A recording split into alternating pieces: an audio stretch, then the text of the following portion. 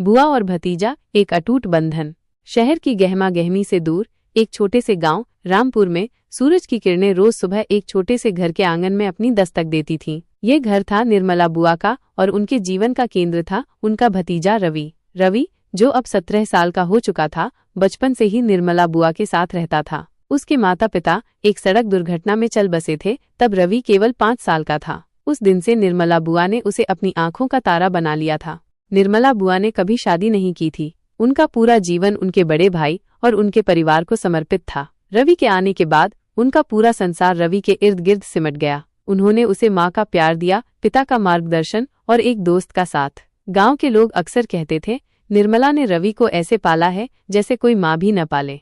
और ये बात सच थी। निर्मला बुआ ने रवि की हर छोटी बड़ी खुशी और जरूरत का ख्याल रखा। उन्होंने सिलाई करके, छोटे मोटे काम करके एक एक पैसा जोड़ा ताकि रवि को अच्छी शिक्षा मिल सके।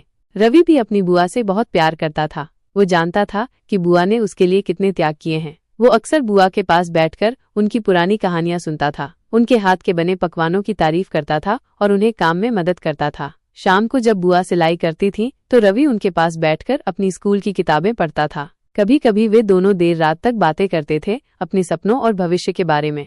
रवि पढ़ाई में बहुत होशियार था। उसका सपना था इंजीनियर बनना और बुआ के लिए एक बड़ा सा घर बनाना जहां उन्हें कभी कोई काम न करना पड़े। वो जानता था कि उसके सपने पूरे करने के लिए उसे खूब मेहनत करनी होगी। 10वीं की परीक्षा में उसने पूरे जिले में टॉप किया, जिससे निर्मला बुआ की आंखें खुशी से नम हो गईं। उन्होंने रवि को गले लगा लिया और कहा, मुझे पता था मेरा रवि एक दिन मेरा नाम रोशन करेगा।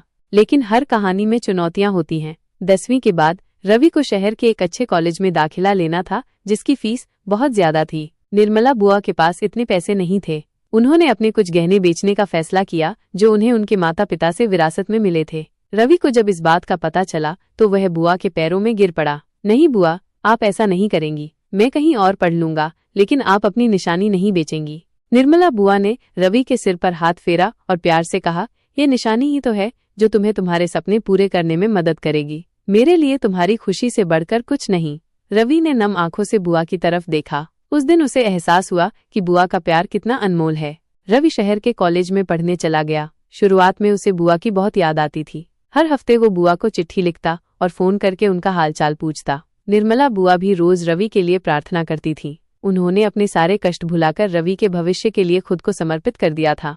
समय बीतता गया। रवि ने कॉलेज में भी अपनी मेहनत और लगन से सबको प्रभावित किया। वो हमेशा बुआ के त्याग को याद रखता था और पूरी निष्ठा से पढ़ाई करता था। जब भी कोई छुट्टी मिलती वो तुरंत गांव आता और बुआ के पास अपना सारा समय बिताता।